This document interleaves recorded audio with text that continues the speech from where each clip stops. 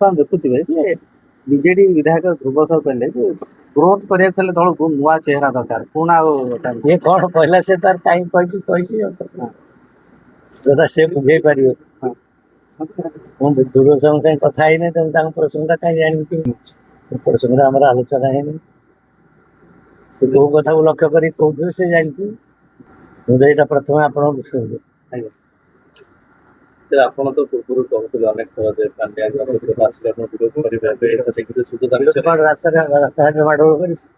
sir ଆପଣ ଦେଖାଯାଉଛି ଯେ ବର୍ତ୍ତମାନ ସମୟରେ ଆପଣ ମାନେ କିଛି ବରିଷ୍ଠ ସେ ନେତା ପ୍ରସଙ୍ଗ କାହିଁ ସଫଳ ନାଇଁ ସାର୍ ବରିଷ୍ଠ ନେତା ରାଜା ସ୍ୱାଇଁ ଆପଣ ମାନେ ଯାଇଥିଲେ ଲୋର ପିଏମଜି ସେଠି ଭେଟିଲେ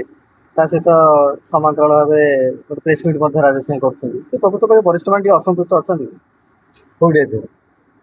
ଦଳରେ ନାଇଁ ନାଇଁ ଅସନ୍ତୁଷ୍ଟ ଅଛନ୍ତି କି ବରିଷ୍ଠ କଣ ଅସନ୍ତୋଷ କାହା ସାଙ୍ଗରେ ଅଛନ୍ତି ଦଳ ସାଙ୍ଗରେ ଅଛୁ ନବୀନ ପଟ୍ଟନାୟକ ଆମର ନେତା ନବୀନ ପଟ୍ଟନାୟକ ସାଙ୍ଗରେ ଅଛୁ ନାଇଁ ଦଳ ପରିଚାଳନା ନେତା ସିଏ ଆମର ନେତା ସିଏ ଦଳ ସାଙ୍ଗରେ ଯୋଉଟା ଚାହୁଁଥିଲେ ସେଟା ତ ସୁଧା ପୁଣି ମିଶିଗଲେ ଦଳରେ ମିଶିବାର କାହାକୁ ମନେ କଣ କହିଥିଲି ମିଶିବ ତା ମିଶିବାଟା ମୁଁ କେମିତି ରୋକିବି ଗୋଟେ ବଡ ସବୁ କିଏ ମିଶିବ କିଏ ନ ମିଶିବ ସଭାପତି ମୁଁ କେବେ କହିନି ତା ମିଶିବା ବାଦରେ ମୁଁ କେବେ କିଛି କହିନି ଯେ ଦଳ ବର୍ତ୍ତମାନ ଠିକଣା ବାଟ ପରିଚାଳନା ହଉଛି ଚାଲିଛି ସଭାପତି ଚଲେଇଛି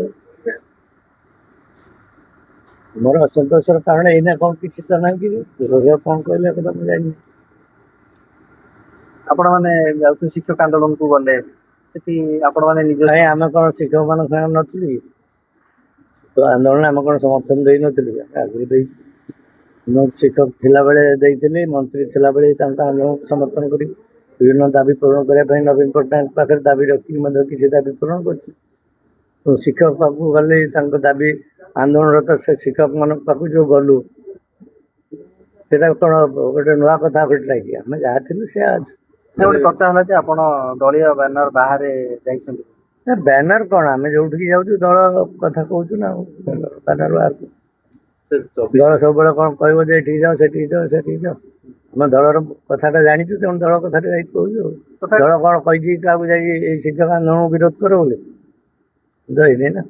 24 ଯୋଉଠି ବିପର୍ଯ୍ୟୟ ହେଲା ଆପଣ ଅନେକ ପ୍ରଶ୍ନ ଉଠିଥିଲେ ପୁଣି ସୂର୍ଯ୍ୟଦେବ ସଂଘ ଉପରେ ଲୋକମାନେ ଭେଟୁଛନ୍ତି ନେତା ଭେଟୁଛନ୍ତି ଗୋଟେ ଖରାପ ମେସେଜ ନା ମୁଁ ସେ କଥା ଯାଇନି କିଏ ଭେଟୁଛି ନ ଭେଟୁଛି କୋଉଠୁ ଆସୁଛନ୍ତି ଦଳ ଠିକ ବାତ୍ରେ ପରିଚାଳନା ହଉଛି ଆଗକୁ 29 ପାଇଁ ରେଡି ହବ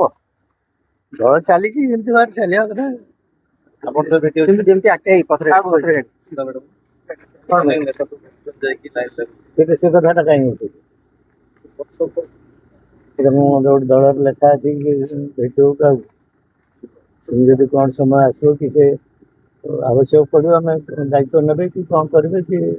ସେ କଥା ଉଠିପାରେ ଆଉ ଭେଟିବ ଖାଲିଟାରେ କେମିତି ଭେଟିବ ମାନେ